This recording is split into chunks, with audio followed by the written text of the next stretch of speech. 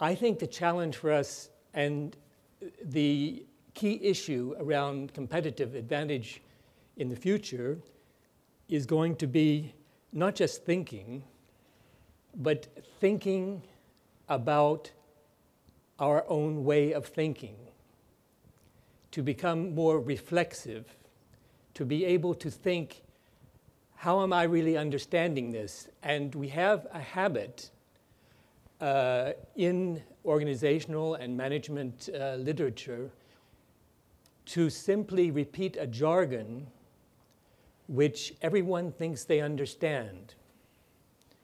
But actually, people are understanding in very different ways.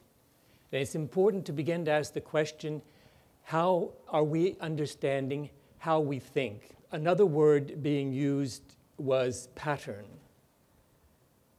And we don't often ask the question, what is a pattern? And then we use the expression emerging pattern. And suddenly a pattern sounds like something which is there. And we talk about it as an emerging pattern. Well, then what's this about? So you can see we're getting to Prigoghine's simultaneity of change and order at the same time. And I would really question with you whether we really understand this. And the basis for my skeptical attitude is that we're not doing very much at all to introduce into our organizations ways of interacting, structures of organization which express an understanding of emergence. We are still very much caught up in a control and command culture in organizations. We are being formed by something which we are at the same time forming, paradoxically at the same time. We're not being formed by it for a few hours and then we're forming it for a few hours. We're not being the routine manager for a few hours and being the revolutionary manager for a few hours.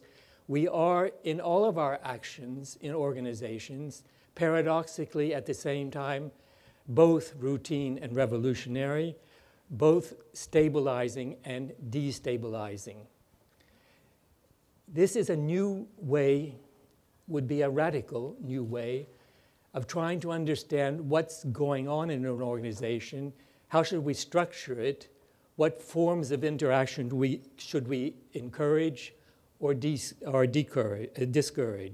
We have to constantly, in asking ourselves, in questioning our ways of thinking, we have to question what is our idea of process?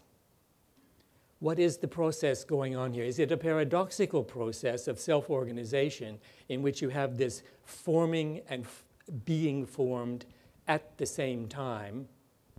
Or is it a process of simple thought before action where we have command and control, we decide what we're going to do it, we do it, and we realize those ends?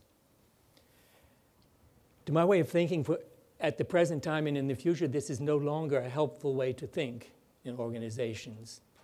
We have to learn to articulate better, to understand better, genuine self-organizing processes, and what we would do in organizations to support those processes.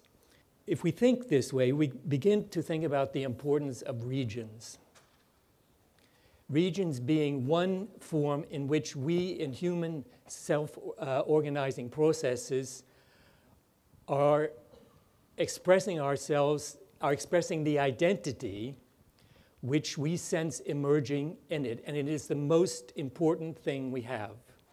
This sense of identity, which people assume in expressing their values in self-organizing processes, are the very heart of what it means to be human.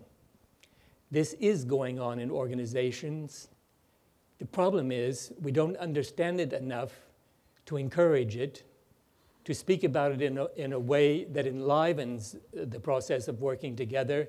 Rather, we're describing it in a way, in a fantasy, as if we could control it, or and this is why I come back to your question, we're thinking maybe somebody else has something that we could take over. I suggest that's always problematic because self-organizing processes are completely context dependent.